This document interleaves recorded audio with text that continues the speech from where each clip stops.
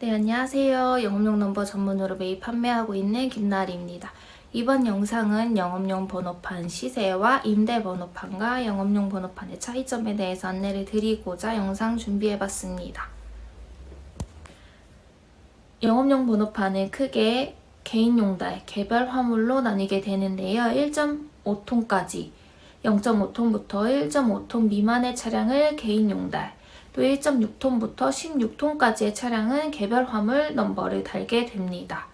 영업용 번호판 시세 같은 경우에는 수요와 공급에 따라서 조금씩 변동이 생기게 되는데요. 지금 현재 개인용달 번호판 시세는 2,950에서 3천만 원 사이에 거래가 되고 있고, 개별 화물 번호판 같은 경우 2,700에서 2,800만 원 사이에 거래가 되고 있습니다. 또 임대 번호판 시세 같은 경우 보증금 450에 월 납입금 24만 원에 거래가 되고 있습니다. 영업용 번호판을 할지 아니면 임대 번호판을 달고 운행을 하는 게 좋을지 많이 고민을 하고 문의를 주시는데요.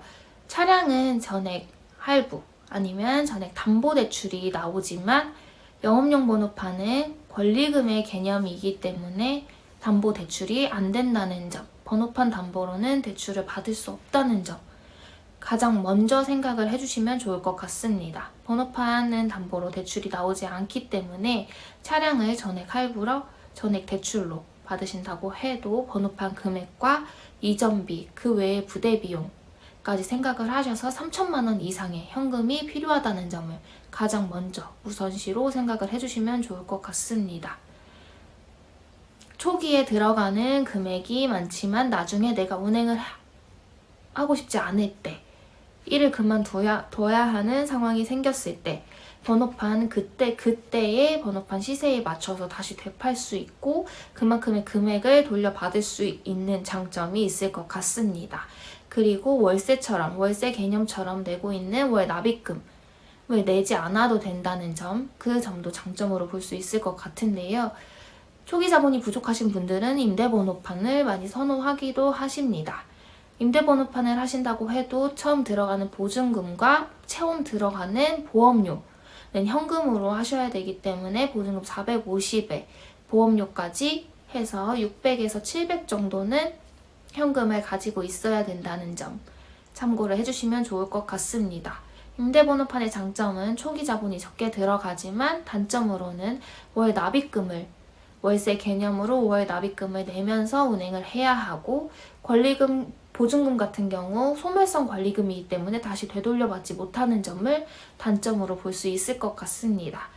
다 사람마다 개개인의 상황이 다르기 때문에 상황에 맞게 상담을 드리고 추천드리고 있습니다. 임대번호판 같은 경우는 연결되어 있는 회사들이 있기 때문에 안전한 곳으로 월 납입금만 밀리지 않으면 자동 연장이 되는 곳으로만 소개를 해드리고 있습니다.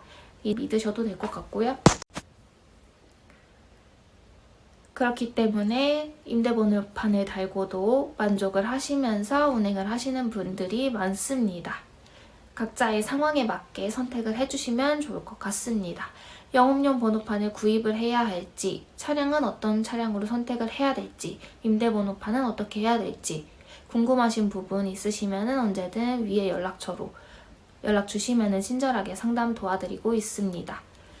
영업용 번호판이 달린 차량이나 영업용 번호판 입고가 많이 되어 있으니 언제든 문의 주시면 상담 도와드리겠습니다. 지금까지 영업용 넘버 전문으로 매입 판매하고 있는 김나리였습니다. 감사합니다.